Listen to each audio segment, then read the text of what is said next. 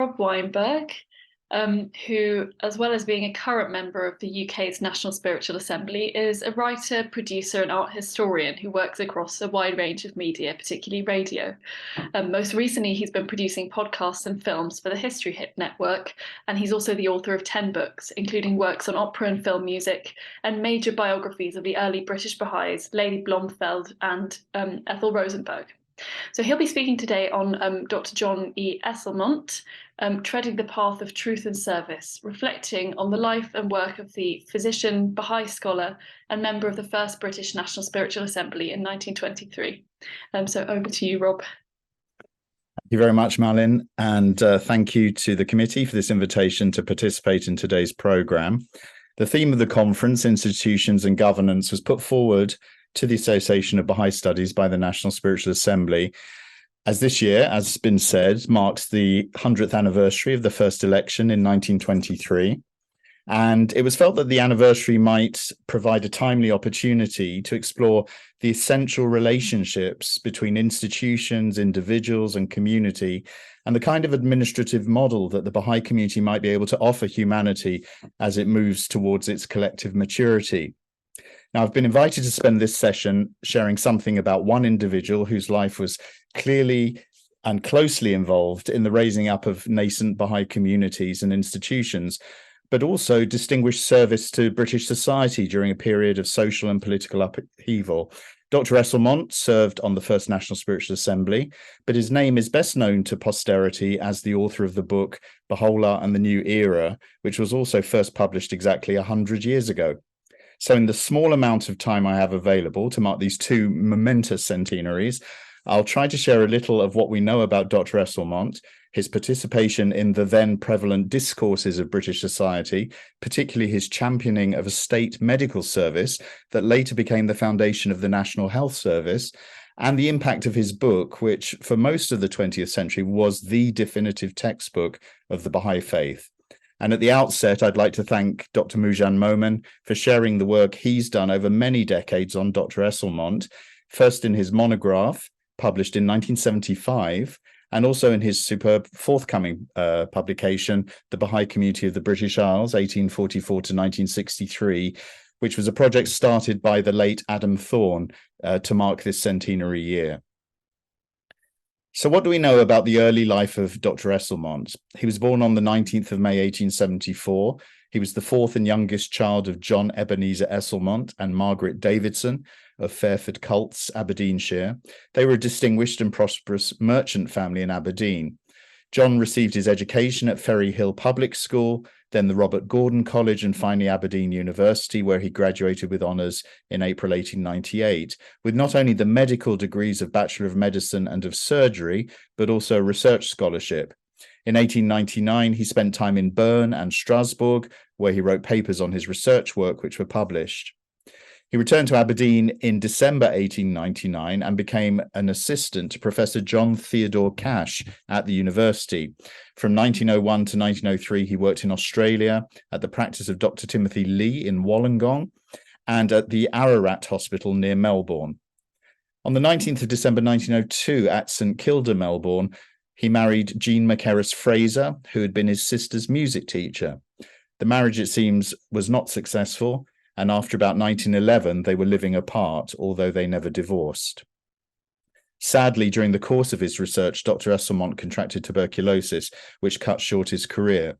In 1903, he was obliged to leave Australia, returning to Aberdeenshire, where he spent the summer, but he found it necessary in the winter of that year to proceed to South Africa, where it was hoped the climate would prove beneficial to his health. He remained in South Africa for 5 years at the Natal Government Hospital in Durban, and as district surgeon at Kroonstad. He returned to Britain in 1908. He was appointed resident medical officer and later superintendent at the Home Sanatorium for Tuberculosis at 84 Southbourne Road, Bournemouth. Now, it wasn't just as a scientific researcher that Dr. Esslemont sought truth. He was a sincere spiritual seeker who, like so many people at that time, studied the teachings of various churches, spiritualism, theosophy. But up to that point, it was through socialist causes that he found the best means to serve society. He supported the campaign for women's right to vote, and he chaired, for example, meetings of the National Union of Women's Suffrage Societies. He supported the Garden City movement, which was dedicated to creating cities where workers could live free of the squalor and overcrowding of big cities. And he joined the Independent Labour Party. It was while in Bournemouth in July 1912 that Dr. Esslemont became part of an association of doctors that took up the question of the establishment of a state medical service. He wrote for the Journal of the Association, The Medical World, and on the 2nd of October 1912, he delivered a paper to the Bournemouth division of the British Medical Association. Dr. Esslemont was keenly aware that medical professionals differed over the way in which health services should be organised in Britain. Some, he said, advocate a state medical service in which the bulk of the profession will become a branch of the civil service. Others resent state interference and advise a public medical service organised by the profession itself, while still others resent interference by either the state or the profession and wish to preserve their practice as purely private as possible. Dr. Esslemont believed that private practice was quite appropriate for, quote, dealing with the ailments of well-to-do individuals who can easily afford to pay reasonable fees, and I see no reason, he said, why it should not continue, if preferred, side by side with an organised public service. In the case of the middle classes, however, he said, the need for something to supplement private practice begins to appear. Under the present system, the small professional or businessman is apt to delay seeking medical advice in order to save expense, and the fees charged for surgical operations, bacteriological examinations, vaccine therapy, X-ray treatment, or even for prolonged ordinary attendance are such as he cannot meet with serious impoverishment. For dealing with disease among the poorer classes, with epidemic diseases and national plagues like tuberculosis, national plagues like tuberculosis, private practice, whether on the payment per consultation or on the club contract system, has shown itself hopelessly inadequate, even when liberally assisted by voluntary charity. Disease on the large scale has to be met by treatment on the large scale, and at present the urgent necessity for the organisation of the medical and allied professions and of the institutions through which their work is carried on is apparent to all. The question is, what form of organisation will provide the best service, best both in the interests of the general public and of the profession itself? Dr. Esslemont also believed that the then provision for research work in Britain was shockingly inadequate, depending chiefly on the capricious support of private benefactors. He said, few men, however able and willing, can afford to spend much time in unremunerative work, and research work cannot be immediately remunerative. It is work done not for individuals, but for the community, and therefore ought to be paid for by the community. If we are not to fall hopelessly behind other nations in the march of progress, the state must wake up to its responsibilities in this matter. Why is Germany making such vast strides in science and industry, largely because of state-aided research? Why is the list of preventable diseases so short and that of unpreventable diseases so long, simply for want of research? Not only is too little research done, but much that is done in a small way by independent practitioners is lost to the world because of the want of any central organisation for collecting, classifying, and elaborating the observations of scattered workers. Here, then, is one important department where there is all to gain and nothing to lose by an alliance of the profession with the state. Dr. Esslemont goes on to argue that a medical service worthy of the name must devote the best of its energies to removing the causes of disease, social and environmental, as well as personal causes. This seems to have chimed with his interest in the Garden City movement. It meant dealing with, he said, bad housing, bad drainage, tainted milk, unhealthy trades, segregation of infectious cases and the like. Only a service with the power of the state behind it can be equal to such requirements. The present public health service deals to some extent with these matters, but it is a feeble instrument for such a gigantic task and requires to be greatly strengthened and developed. It is no exaggeration to say that hundreds of thousands of lives are lost annually in Great Britain through preventable illness. Tuberculosis alone costs us 75,000 lives every year. We know where the infection comes from and how it is spread.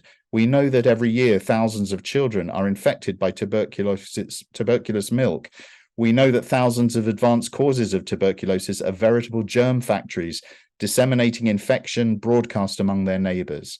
Yet the profession, in its present unorganised condition, is so impotent in relation to the state that Parliament is allowed to go on year after year discussing non-vital questions of purely party politics, while this wicked waste of life goes on unheeded and checked. So Dr. Esslemont considered his most important proposal was the establishment of a state board of health. It would be, he said, to the medical profession what the Admiralty is to the Navy and the Army Council is to the Army, a great central organising and representative authority. Esslemont described such a board with its subordinate committees and staff as the nervous system of the profession, organising and correlating the whole and giving it new efficiency and status.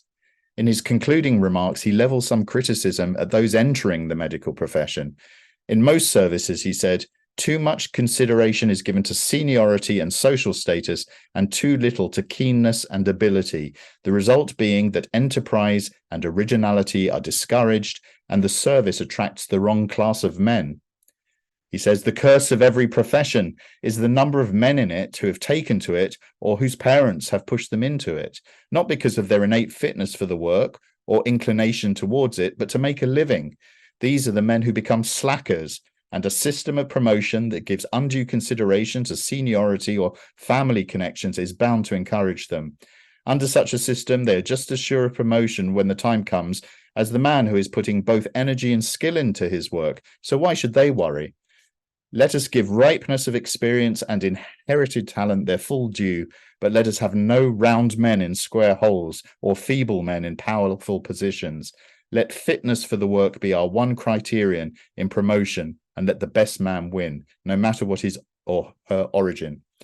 Men who have no real aptitude for the work will then be effectively deterred from entering the profession, knowing that unless they do good work, they will get no promotion, while the right sort of men, those who love their work and excel in it, will be correspondingly attracted and encouraged. Dr. Esslemont hoped that such a scheme would bend its energies to the worthier task of devising a plan of organisation which shall cover the whole field of medical work and deal with the problem of the nation's health in a scientific and statesmanlike fashion. The State Medical Service Association played a significant role in shaping the discussions and debates that eventually led to the formation of the National Health Service. It was not until 1946, however, that the National Health Service Act was passed, laying the groundwork for the NHS formation in 1948. Now, how did Dr. Esslemont encounter the Baha'i faith? It was through a colleague in the State Medical Service Association that he first heard of the faith. Dr. Charles Parker was the secretary of the association, and his wife Dorothy was a Quaker. She'd been present when Abdu'l-Baha spoke at the Friends Meeting House in London on the 12th of January 1913.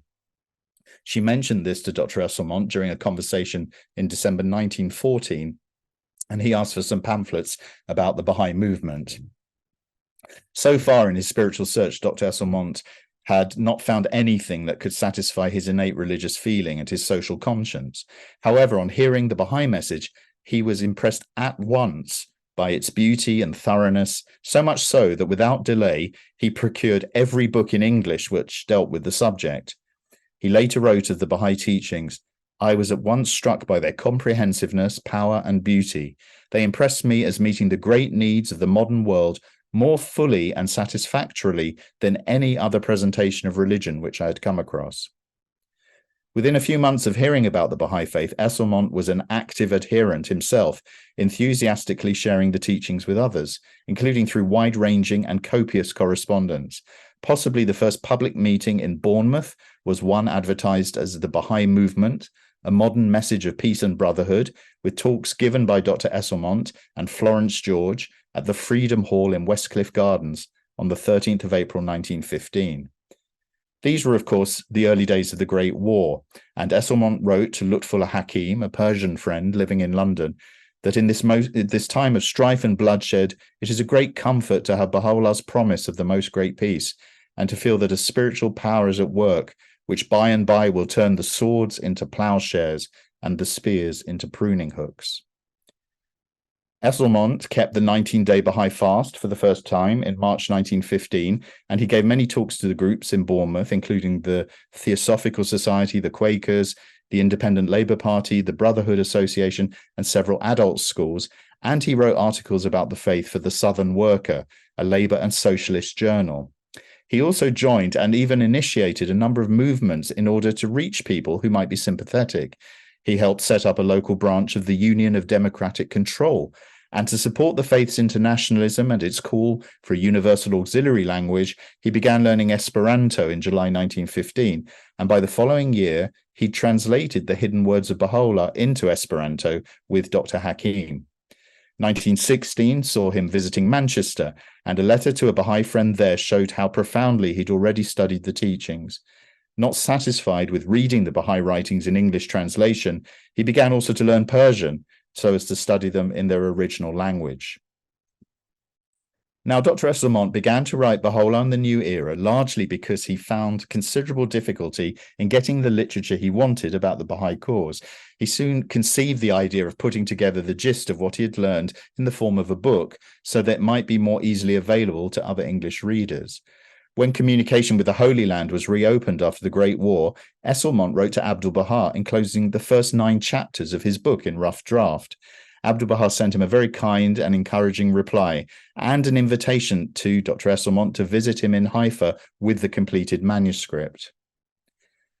Esslemont spent 2.5 months as the guest of Abdu'l-Baha during the winter of 1919-1920.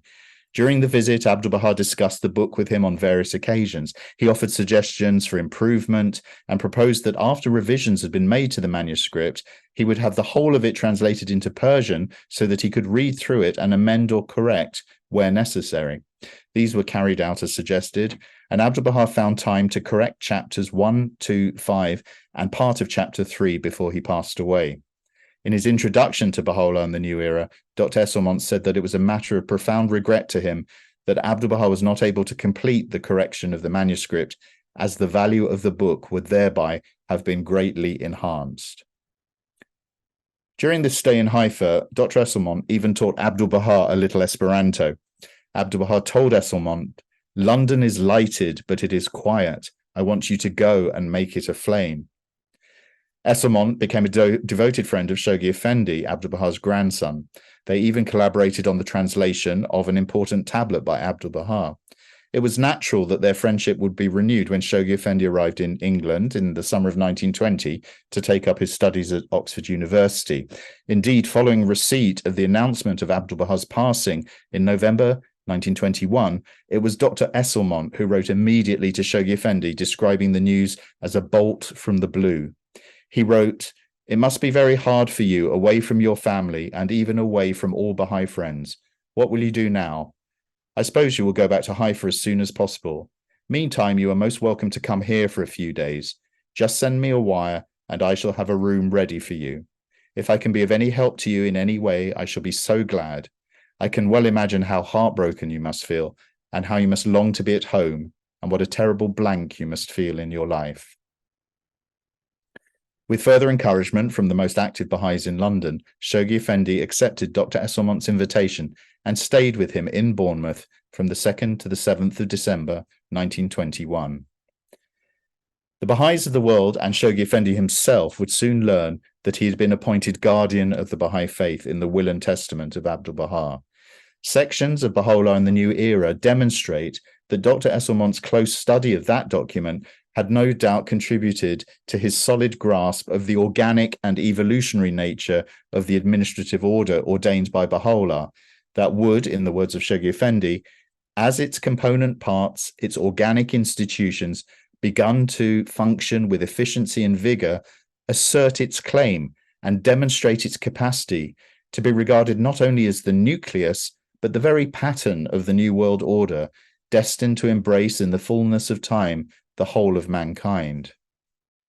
For example, in relation to the Supreme International Elected Governing Council ordained by Baha'u'llah, which would not be established until 1963, Dr. Esslemont writes that the Universal House of Justice should be elected to take charge of the affairs of the cause, control and coordinate all its activities, prevent divisions and schisms, elucidate obscure matters, and preserve the teachings from corruption and misrepresentation. The fact that this supreme administrative body can not only initiate legislation on all matters not divined in the teachings, but also annul its own enactments when new conditions require different measures, enables the faith to expand and adapt itself like a living organism to the needs and requirements of a changing society. In relation to spiritual assemblies, Esslemont observes that these bodies apply the law of consultation to all questions and difficulties arising between Baha'is, who are called upon not to carry them to the civil court and seek to promote unity as well as justice through the community. The spiritual assembly is in no wise equivalent to the priest or clergy, but is responsible for upholding the teachings, stimulating active service, conducting meetings, maintaining unity, holding Baha'i property in trust for the community, and representing in its relations to the public and to other Baha'i communities. The possibilities inherent in Baha'i institutions, he wrote, can only be estimated when one realizes how rapidly modern civilization is disintegrating for lack of that spiritual power which can alone supply the necessary attitude of responsibility and humility to the leaders and the requisite loyalty to the individual members of society. Dr. Esslemont, too, played a role in these nascent Baha'i institutions. A Baha'i Consultative Committee or Council in London had been formed at Abdu'l-Baha's suggestion in 1914, but it struggled to meet or consult effectively throughout the years of the Great War. It didn't meet formally again until the 7th of December 1920, when Dr. Esslemont joined it with Claudia Coles, recently arrived from the United States, to speak about the Baha'i House of Worship being planned on the shores of Lake Michigan. Esslemont was appointed to be responsible for collecting and forwarding financial donations for the temple, including the gift of hair from Nora Crossley of Manchester. And by the time of the council's next meeting, he had already collected £11 and 1 shilling, which is the equivalent of about £500 in today's money. Following the passing of Abdu'l-Baha, an All England Baha'i Council was elected, which met for the first time on the 17th of June 1922. Dr. Esslemont represented Bournemouth, and he wrote to Dr. Hakim, "I do hope that the appointment of this new council will mark the beginning of a new and more prosperous era for the Baha'i movement in this country." Among the council's actions was the appointment of Ethel Rosenberg and Claudia Coles to read and correct the remaining chapters of Baha'u'llah and the New Era, which was completed by December 1922, the two friends slightly modifying and enthusiastically approving the text. By early 1923, as we just saw in the film, there were 3 local spiritual assemblies elected in London, Manchester, and Bournemouth. Dr. Esslemont served as the latter's first chairman, a position he continued to occupy until he left England for the last time in 1924. He was also the representative of the Bournemouth Baha'is and elected vice president of the First National Spiritual Assembly of the British Isles, which met for the first time on the 13th of October 1923. In those days, they elected members, numbers of members proportionate to the size of the Baha'i community they came from. So there were 6 members from London, 2 from Manchester, and 1 from Bournemouth. A major preoccupation for the National Spiritual Assembly was what exactly constituted, first, a Baha'i, and secondly, suitability for service on institutions. In Baha'u'llah and the New Era, Esslemont's socialist leanings come to the fore when he's discussing the appointment and promotion of people to positions of authority. In words reminiscent of his speech to the British Medical Association in Bournemouth, he says, "In making appointments, the only criterion must be fitness for the position. Before this paramount consideration, all others, such as seniority, social or financial status, family connection, or personal friendship, must give way. It needs but little consideration to show that when this principle becomes generally accepted and acted upon, the transformation in our social life will be astounding.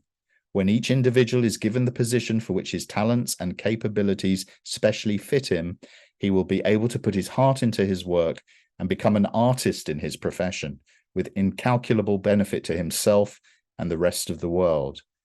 And when he considers the role of work in society, Esslemont writes, "One of the most important instructions of Baha'u'llah in regard to the economic question is that all must engage in useful work. There must be no drones in the social hive, no able-bodied parasites on society. How much of the energy, he says, employed in the business world of today is expended simply in cancelling and neutralising the efforts of other people, in useless strife and competition, and how much in ways that are still more injurious. Were all to work, and were all work, whether of brain or hand, of a nature profitable to mankind, as Baha'u'llah commands, then the supplies of everything necessary for a healthy, comfortable, and noble life would amply suffice for all. There need be no slums, no starvation, no destitution, no industrial slavery, no health-destroying drudgery. While Baha'u'llah and the New Era was still being completed, Dr. Esslemont released parts of it in other formats. In July 1918, Ethel Rosenberg read the draft chapters during a visit to Bournemouth and recommended that one of them should be printed as a standalone pamphlet before the book's publication. A 31-page pamphlet, What is a Baha'i?, printed by the Malvina Press in West Kensington in 1919, carried an announcement that it was a chapter of a forthcoming publication on the Baha'i religion. Its third chapter, relating to Baha'u'llah, was also published as a separate pamphlet, and it was proposed to issue a new edition on the occasion of the Conference on Some Living Religions within the British Empire, which was held in London in the autumn of 1924. On consideration, however, it appeared that a more general pamphlet would be both more appropriate and more useful, and thus Baha'u'llah and his message came to be written by Esslemont, who also wrote the small leaflet, What is the Baha'i Movement? Now, according to his widow, Rahia Rabbani, Shoghi Effendi referred to Baha'u'llah and the New Era as the textbook of the faith. It was, The Guardian told Dr. Esslemont, the finest presentation that has so far been given of the cause, and I am confident that it will arouse immense interest. The journal Star of the West described the book as so complete in its presentation, so condensed, so profound, so original and organized in thought, so simple in style, yet scientific in its analysis, that one reads its pages in pure joy. Alongside Shoghi Effendi, the greatest champion of Dr. Esslemont's book was Martha Root, the foremost travelling teacher of the first Baha'i century.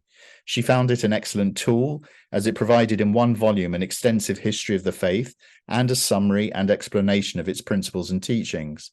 One of her foremost responsibilities during her world-encircling journeys was to initiate the translation and publication of the book in other languages and countries. Shoghi Effendi sent her money to help in the translation and its publication of various foreign editions, and his urging her to promote it was constant.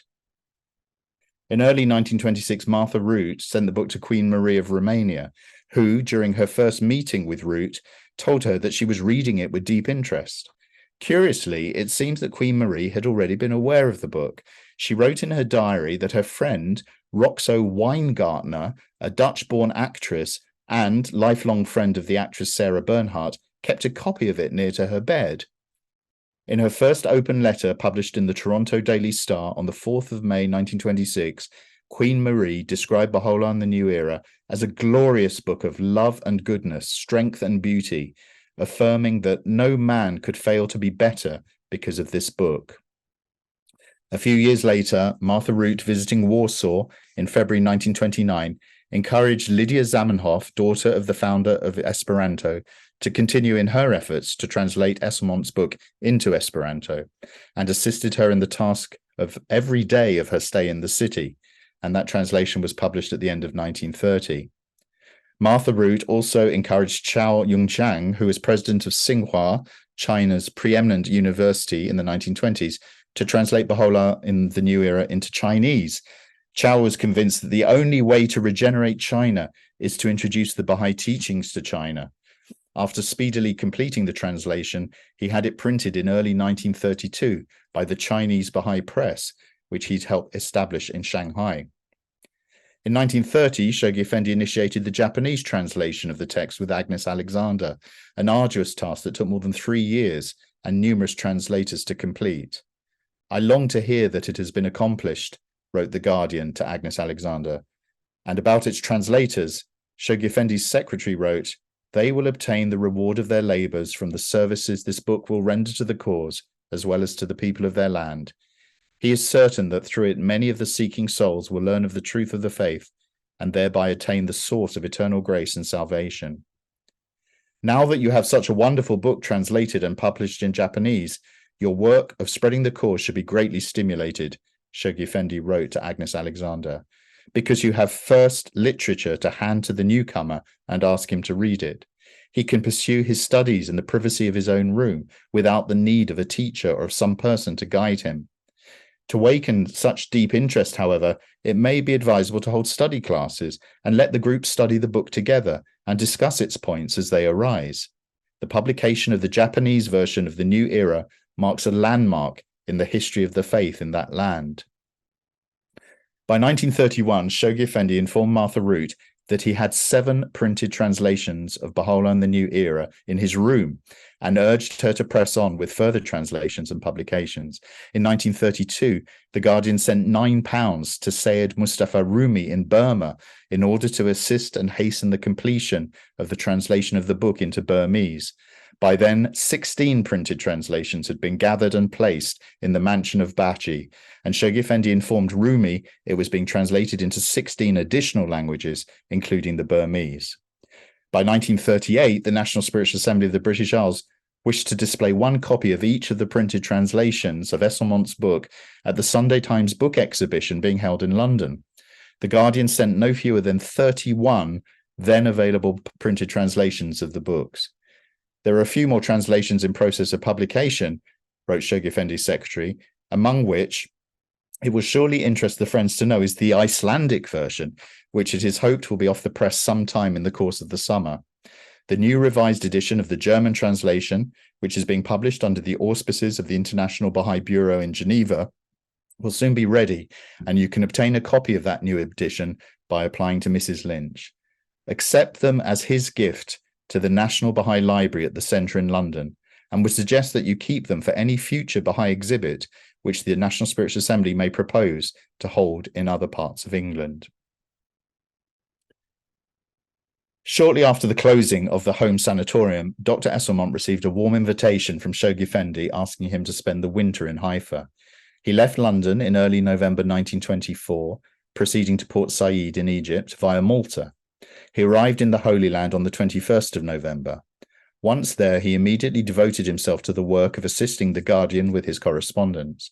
Within a month, he was helping Shoghi Effendi with the translation of Nabil's narrative, the Tablet of Ahmad, and later the Hidden Words. Another pilgrim present at that time, Jesse Revel, described Dr. Esslemont as so very thorough and efficient in everything he did. He would work for hours over the translation of a single word in order to get the best shade of meaning. He was always trying to find a way to make Shoghi Effendi's duties lighter and to serve him more and more wherever possible. Martha Root met Dr. Esslemont for the first time in Haifa in April 1925. By then, he was seriously unwell in hospital. Shoghi Effendi loved Dr. Esslemont deeply, wrote Martha. He did everything for his happiness and his health with the same thoughtful efficiency that he gives to the holy cause. Martha Root also noted that everything that Esslemont did bore the mark of extreme efficiency. She writes, his life was orderly, his books, his papers, everything he possessed were in their proper place. He knew exactly where they were. He knew just where to tell anyone to look for a quotation, a book, or anything else which he needed. In our Esperanto work, he was not satisfied just with any word, but sometimes we would discuss a dozen words and search their exact meanings in several dictionaries to find the word that would most brilliantly express the spirit of each thought. Once he was out of hospital, Esslemont received his Persian teacher each evening to sit beside his bed and talk Persian with him for an hour. Then, during each following day, Esslemont would tell Martha Root in Esperanto the stories from Baha'i history which his Persian instructor had recounted the night before. They were so thrilling, wrote Martha Root, that if they could be recorded adequately, the book would surely be at the top of the list of bestsellers. One day when Esslemont was too unwell to work, Martha Root said to him, "If you do not do anything, you're still doing much work every day, for your book is spreading the Baha'i message in every land." She says many volumes of this book have been sent to university and other great libraries in China and Japan. Esperantists in Europe know the book better than any other Baha'i book because the chapter on religion and science has been translated into Esperanto and the edition entirely sold. If the entire book could be published in Esperanto, it would find a ready sale. I have 5 copies of this book in English, and they are always loaned. Often they're sent on to me from city to city. In Vienna, Austria, at my first meeting with the Baha'is, one young man said he was trying to learn English so that he could read Dr. Esslemont's book. One very bright young woman, but blind, said she would translate the book into German if she could get someone to read it to her in English. She has done much translating. I told them the book was being translated into German, and they were delighted. After consultation with Shoghi Effendi and his doctors, it was agreed that Dr. Esslemont should go and stay in the Black Forest of Germany to assist his return to health. In late May 1925, he travelled there, but despite the need to rest, he worked with his hostess to work on the German translation of Baha'u'llah and the New Era. However, having returned to Haifa on the 21st and 22nd of November, Dr. Esslemont suffered 2 strokes and then succumbed to a third. It was the date upon which that year the Baha'is of the Orient celebrated the declaration of the Bab. Coincidentally, on that same night, a 17-year-old Persian youth and relation of Shoghi Effendi, Hassan Baluzi, arrived in Haifa from Beirut for the first time and had a single short meeting with Shoghi Effendi. Baluzi later wrote, "During my stay of one night on Mount Carmel, 2 eminent Persian Baha'i physicians who were there were called in the early hours of the morning to Dr. Esslemont's bedside. Shoghi Effendi sat up with him through the night." And then Baluzi writes, "It was the bounty of meeting Shoghi Effendi and all that I saw in him which confirmed me in the faith of Baha'u'llah. The course of my life was changed." I think it's extraordinary that in the midst of losing one of his closest friends and colleagues, Shoghi Effendi was able to give time to a young man who in time would follow in Dr. Esslemont's footsteps as a member of the National Spiritual Assembly of the British Isles, as a hand of the cause of God, as a writer and a preeminent scholar of the Baha'i faith. Dr. Esslemont's end was as swift as it was unexpected, wrote The Guardian. Shoghi Effendi placed his own Baha'i ring on Dr. Esslemont's finger and then personally carried his casket for a short distance to the carriage in which it was driven to the Baha'i cemetery at the foot of Mount Carmel. He then cabled, "Beloved Esslemont passed away. Communicate friends and family distressing news. Urge believers dedicate special day for universal prayer and remembrance." And in a later letter, The Guardian paid tribute to his friend. Suffering from the effects of a chronic and insidious disease, he fell at last a victim to the inevitable complications that ensued, the fatal course of which neither the efforts of vigilant physicians nor the devoted cares of his many friends could possibly deflect. He bore his sufferings with admirable fortitude, with calm resignation and courage. Though convinced that his ailments would never henceforth forsake him, yet many a time he revealed a burning desire that the friends residing in the Holy Land should, while visiting the shrines, implore the All-Merciful to prolong his days, that he may bring to a fuller completion his humble share of service to the threshold of Baha'u'llah. To this noble request all hearts warmly responded, but this was not to be. His close association with my work in Haifa, in which I had placed fondest hopes, was suddenly cut short. His book, however, an abiding monument to his pure intention, will alone inspire generations yet unborn to tread the path of truth and service as steadfastly and as unostentatiously as was trodden by its beloved author. The cause he loved so well, he served even unto his last day with exemplary faith and unstinted devotion. His tenacity of faith, his high integrity, his self-effacement, his industry, and painstaking labours were traits of a character the noble qualities of which will live and live forever after him. To me personally, he was the warmest of friends, a trusted counsellor, an indefatigable collaborator, lovable companion. With tearful eyes, I supplicate at the threshold of Baha'u'llah and request you all to join in my ardent prayers for the fuller unfolding in the realms beyond of a soul that has already achieved so high a spiritual standing in this world, for by the beauty of his character, by his knowledge of the cause, by the conspicuous achievements of his book, he has immortalized his name, and by sheer merit deserved to rank as one of the hands of the cause of God. Baha'u'llah in the New Era was, The Guardian later wrote in 1934, a real landmark in the history of the faith in Britain. A memorial article for Dr. Esslemont in the Baha'i Yearbook 1925 to 1926 concluded, "Surely all whom he helped will forever bear in mind the inestimable benefits conferred upon them by his words, and more perhaps by his living example of what a true Baha'i should be, for he was nigh unsurpassed in selflessness, in utter devotion and obedience to the Baha'i teachings, in love and trustfulness to all his fellows."